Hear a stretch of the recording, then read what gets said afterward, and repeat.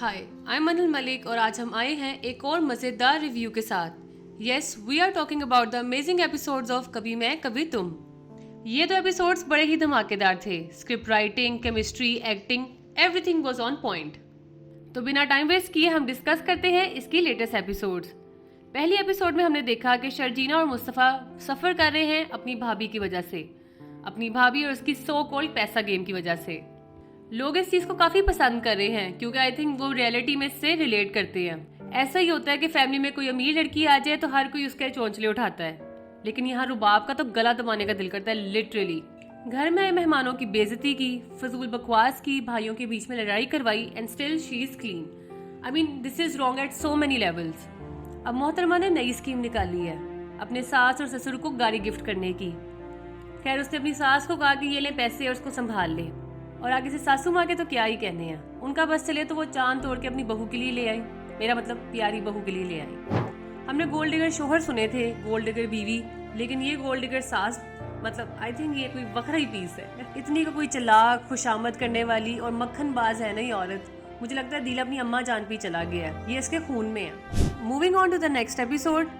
इस एपिसोड में शर्जीना और मुस्तफ़ा बहुत जलील हुए और मुस्तफ़ा को घर में रहने वाले हालात नहीं लग रहे थे and I think he was right in that. वो चुड़ैल इनको रहने देगी तो फिर ना। खैर, हम नेक्स्ट एपिसोड में देखते हैं कि वो सुबह सुबह उठ के, मेरा मतलब कि रुबाब सुबह सुबह उठ के आती है और देखती है कि शर्जीना और मुस्तफ़ा ऑफिस चले गए हैं। उसके बाद वो अपने सास और ससुर के कमरे में जाती है, चाबी लेती है और वो उनके कमरे से पैसे उठा के शर्जीना के कमरे में रख देती है और उसे कोई भी नहीं देखता।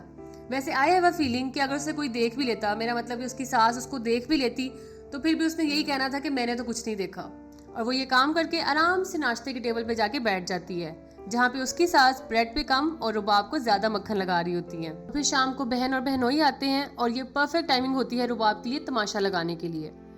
वो अपनी सास से कहती है कि जो पैसे मैंने आपके पास रखवाए थे वो मुझे दे दें। सास जाके अपने लॉकर में पैसे देखती है तो वहाँ पे पैसे नहीं होते।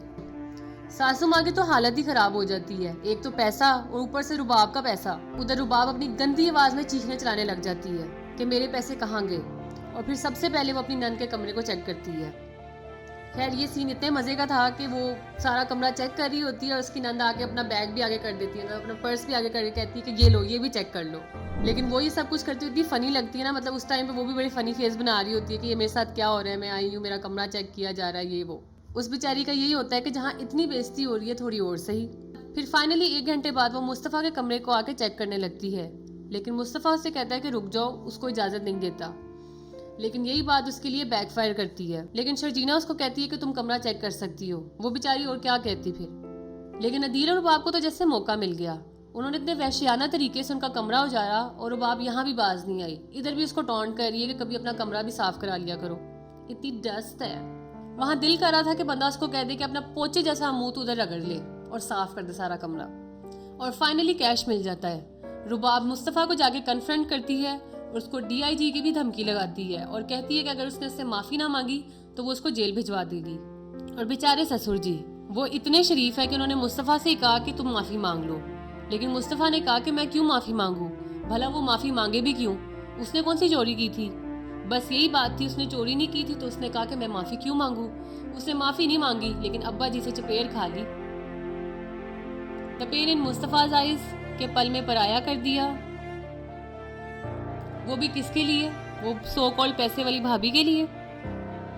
बट खैर कोई नहीं, अगर घर वाले ना सही तो शर्जीना तो है ना उसके साथ, उसका साथ देने के लिए।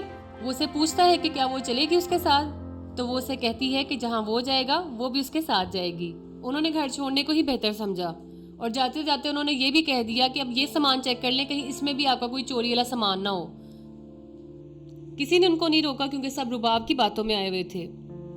लेकिन रुबाब बीबी, कहने को तो तू इतनी बड़ी बिजनेस वुमन है, लेकिन लगता है कि तुझे उन ट्रांजैक्शंस के बारे में नहीं पता, और जो तुम्हारे साथ फिर है उसका तुम्हें पता नहीं। लेकिन कोई नहीं, इसका भी दिन आएगा। अब देखना ये है कि शर्जीना और मुस्तफ़ा कैसे सरवाइव करेंगे मजीद मुश्किल हालात में। अगर आपको हमारे आज का रिव्यू अच्छा लगा है तो कमेंट करके जरूर बताइएगा। For more videos like this, like and subscribe our channel and don't forget to press the bell icon. अल्लाह हाफिज।